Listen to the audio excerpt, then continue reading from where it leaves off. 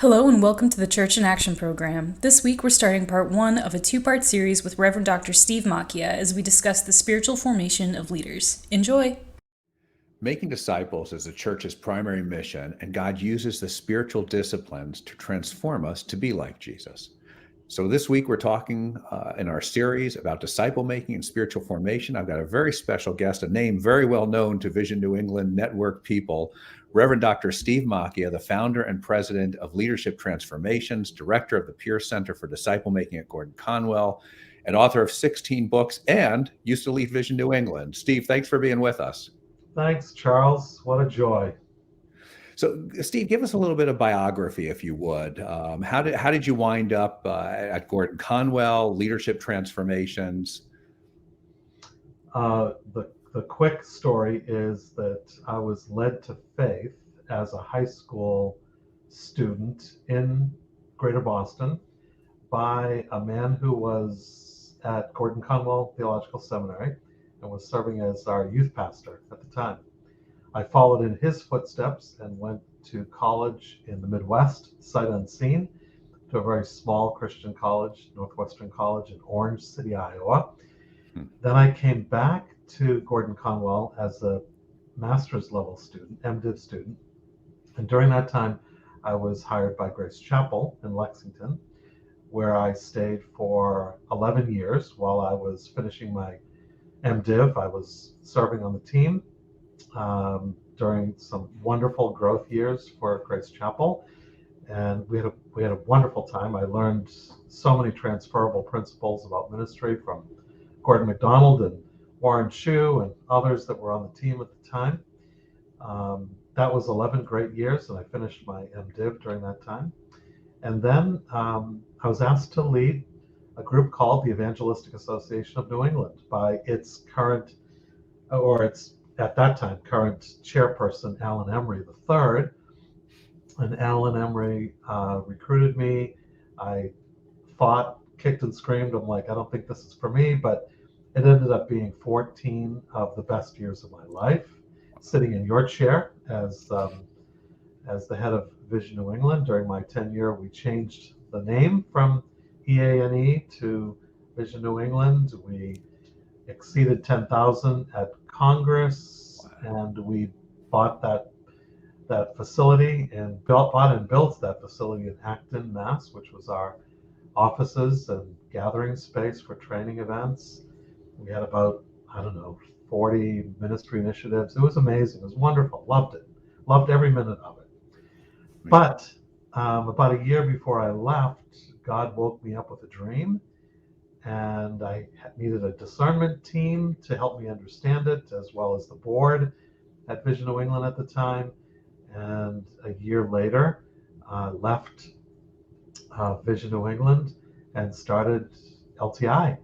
And that was 20 years ago this month, Charles. So wow. 20 years have gone by, and they've been an amazing season. Just a lot of growth, a lot of maturation in me, a lot of growing up, if you will, in me, and learned a lot of lessons about leadership and about formation.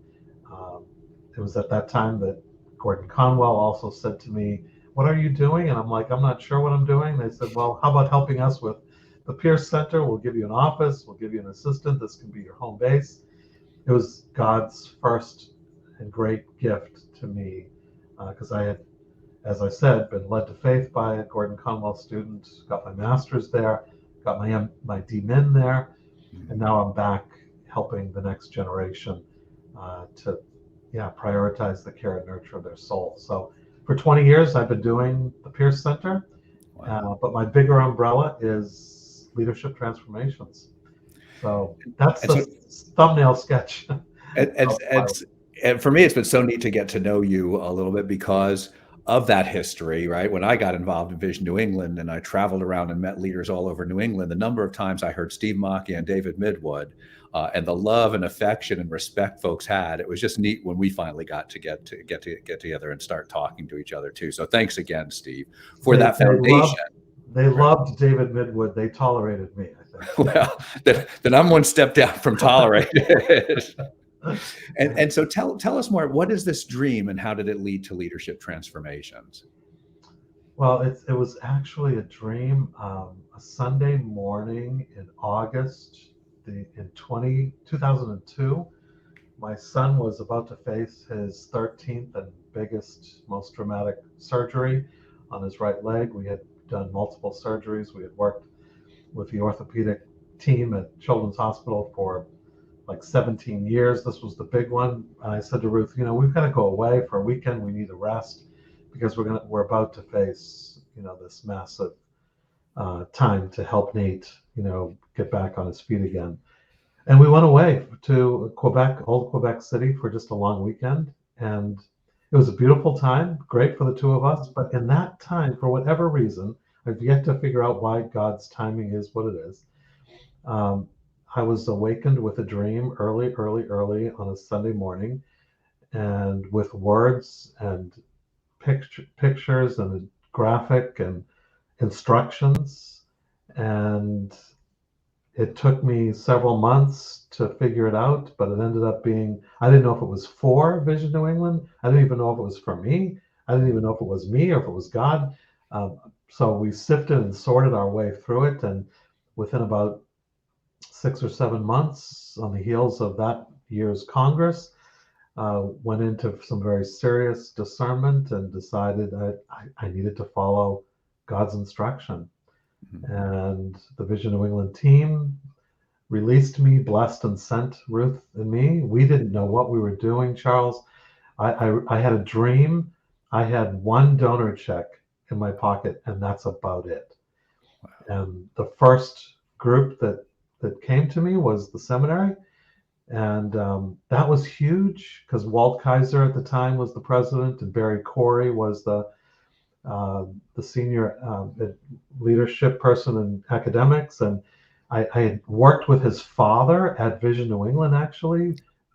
Barry Corey's father, Hugh Corey, was a much beloved member of our team. He was a retired Assemblies of God denominational executive, and he came and worked with us to mentor pastors. So when he passed away and I spoke at his funeral, Barry sought me out. And so we became friends and brothers, really, because I loved his father like my own. And so we had a connection. We had a relational connection. And that's when he asked me to take over the Pierce Center. And he said, as you start this new thing that you don't know what you're doing yet, at least help us define what the Pierce Center can be. So for the past 20 years, I've been able to not only define it, but to lead it. And it's been amazing, absolutely phenomenal experience of helping really hundreds and hundreds of now pastors and now leaders who are going through their seminary days. And I have such an affection for the seminary because I'm really like a product of the seminary, having come to faith through a Gordon-Conwell student years prior. And then I have 2 degrees from there, and now I'm helping the next generation. It's one of the greatest things I get to do. I love what I get to do with seminary students, young leaders, because the Christian ministry world belongs to this next generation of leaders. And I want to be one of those that's investing in that next generation. Now, a little bit of a segue and off topic. When you talk about the dream you had, what made you think it was a dream that wasn't just something that I dreamed last night and that actually required you to spend some time figuring out what it was? Well, thank you, Charles. First of all, thank you for even showing interest in the dream. It was so dramatic for me because I really felt God was speaking to me, awakening me. It was like 5 o'clock in the morning. I took the little pads of paper that usually are sitting next to bedside tables in hotels. They don't do that anymore for COVID purposes, but yeah. I had it at the time. I went into the bathroom to not wake up my wife, and I just wrote down everything that I saw, everything that I thought I heard, all the words that I thought were a part of it. And then I went out for a long walk, and I just cried out to God. I'm like, what was that? What was that? Because I've never experienced anything like that before. Was that you, or was that what I ate the night before, or was it just? It was pretty significant. It literally had picture, a pictorial image with words and like a process that leaders and teams would go through to become more aware of the goodness, the kindness, and the direction of God. And I was there. I was to help facilitate that. That's what he was asking me to do. So it was it was a one of a kind. I've never been awakened like that since or before, but it was so dramatic. I put a group of a half dozen guys around me that I knew I could trust, and I said, "Your job is to tell me if I'm crazy or not. That's really what your job is. And if I'm not crazy, you have to help me interpret this because I've never had an experience like this with God, and I don't know what this means." And then I told the Vision New England board. That kind of freaked them out because they didn't know what to do with it, and they kind of went into like what's going on with our leader, with our organization. And I understand that, even in hindsight, especially, it must have been hard for them, to because I didn't know, Charles. I was in discernment, Yeah. but 20 years later, I can say it was God making his way clear at a weird time to awaken me with this. I think probably to give me a sense of hope. My dad had just died that summer as well. So I was dealing with grief. I was dealing with some personal anguish. I was dealing with this disappointment related to yet another surgery for Nate. And I think God just sort of said, "Here, I've got you. I'm for you. I'm with you." And taking it to the Vision New England board at the time was hard.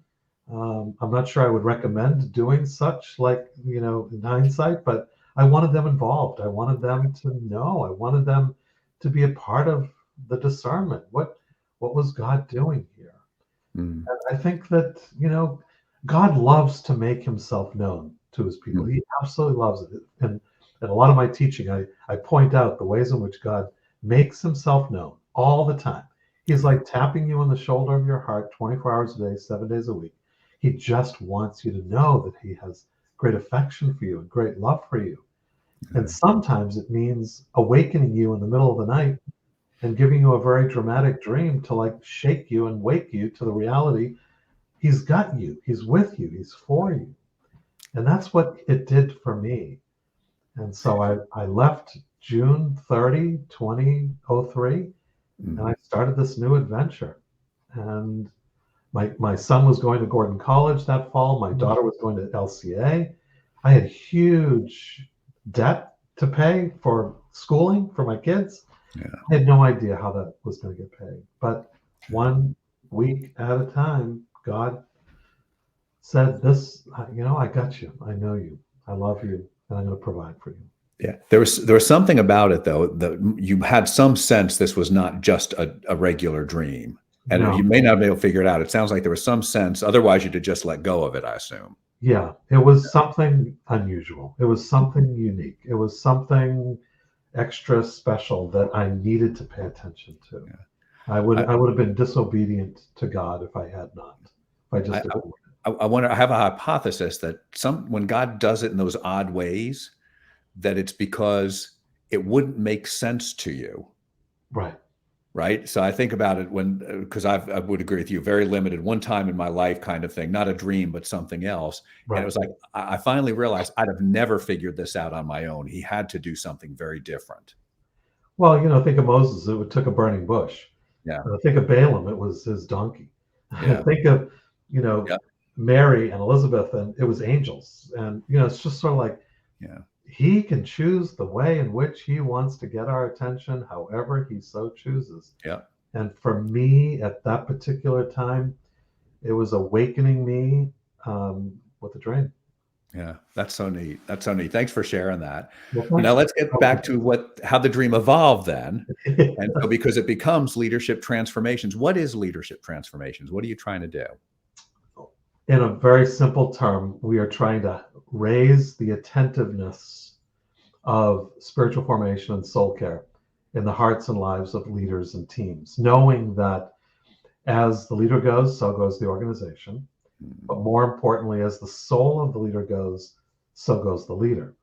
So we want to continually plummet the depths of the soul in the hearts of leaders, knowing that if we can get their attention and help them go deeper in their walk with God, they will in turn prioritize that in their respective areas of ministry. So, and we've seen this, Charles, over and over and over and over again. It takes the transformation of the leader first and foremost before there's transformation in the team or the ministry, whether it's a local church or an organization or business. And we've seen countless times that this is true. And so people become involved in us mostly for them, for themselves, to help them get a handle on, get a grip on the care and nurture of their own soul. And when they prioritize that, they are awakened to this new reality, and they want to help others do likewise. So all of our programs now are directed around the spiritual formation, discernment, and renewal of leaders and ultimately teams.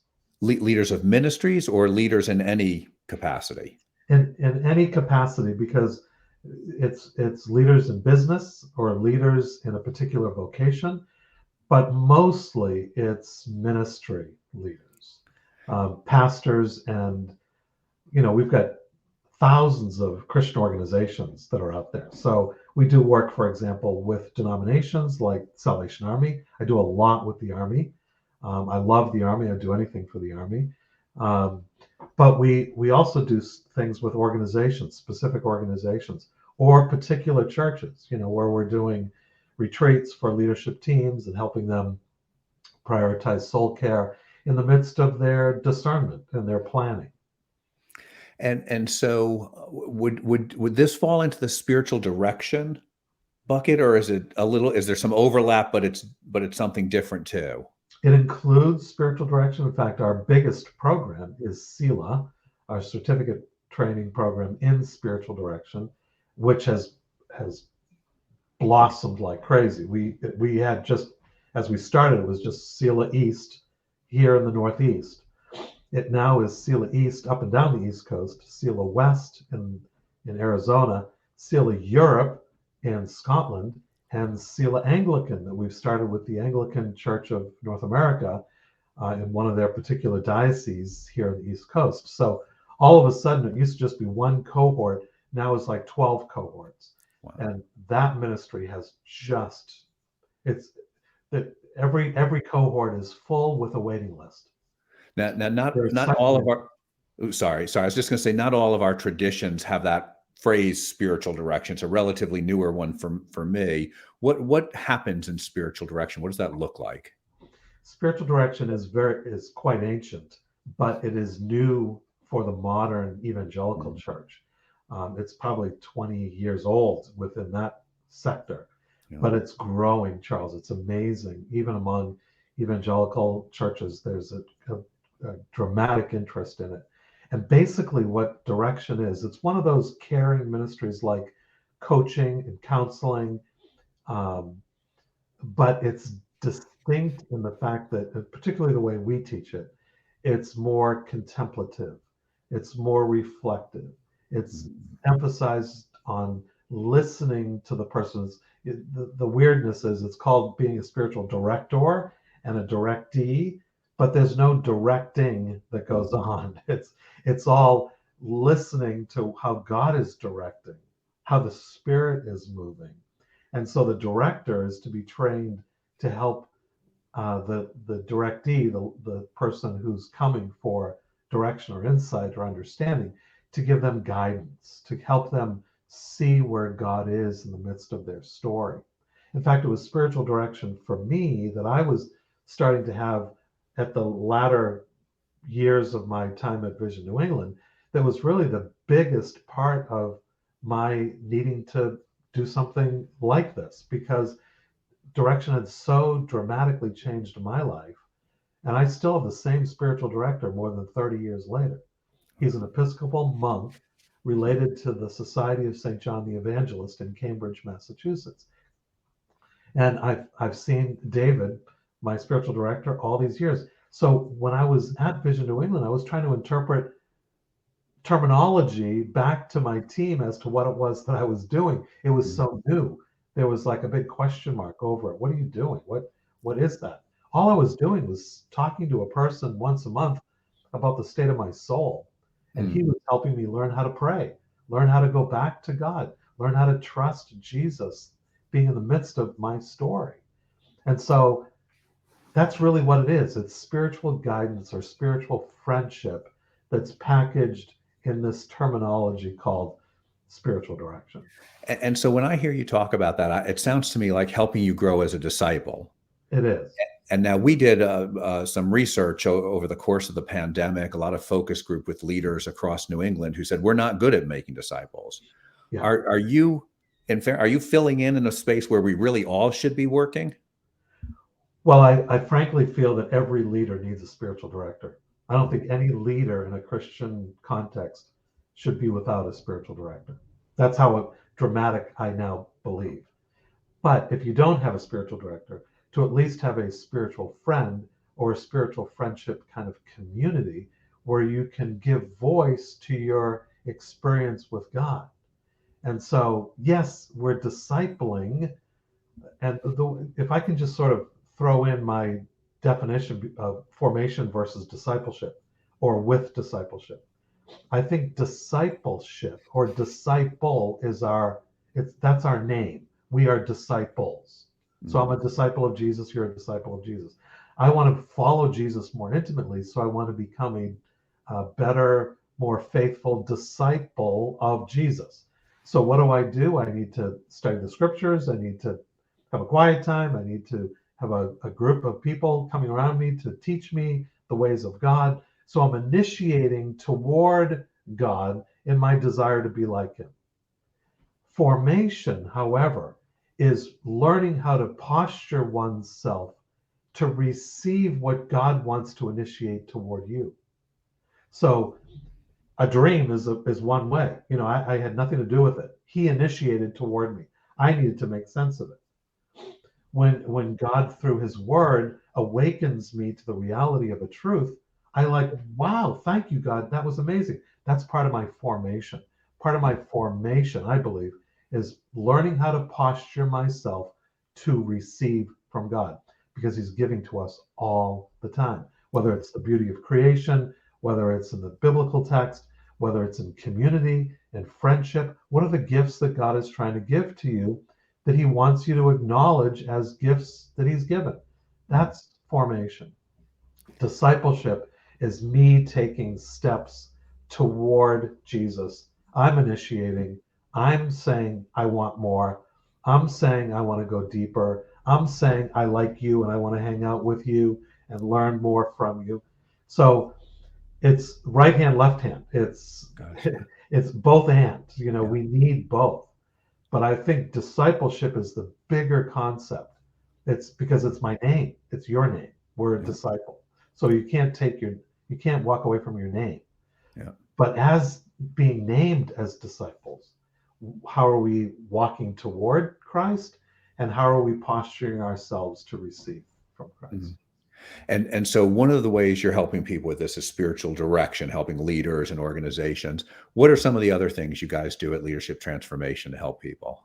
Well, we have an Emmaus program, which is about formational leadership. It's helping leaders to become more formation oriented and discernment focused instead of strategic planning and doing the ways of the world. We're trying to teach the ways of God in terms of how to do planning, how to do ministry, how to do relationships, how to do community. So our Emmaus program would be for leaders, pastors, and other leadership types. And then we have a third program called Abide, which is basics in spiritual formation. It's basically teaching individuals, whether they're leaders or learners, the leaders and learners that are gathered around the Abide program are learning, what does it mean to be talking about spiritual formation? What does it mean that the word spiritual is in front of the word formation? What is the ministry of the Spirit of God through the fruit of the Spirit, through the gifts of the Spirit, through the empowerment of the Spirit? So those are our three main programs: Sela, Emmaus, and Abide. but we do a ton of work with individuals and with organizations, both in this part of the country, the Northeast, as well as literally around the world. When the pandemic hit, everything that we offer is now online.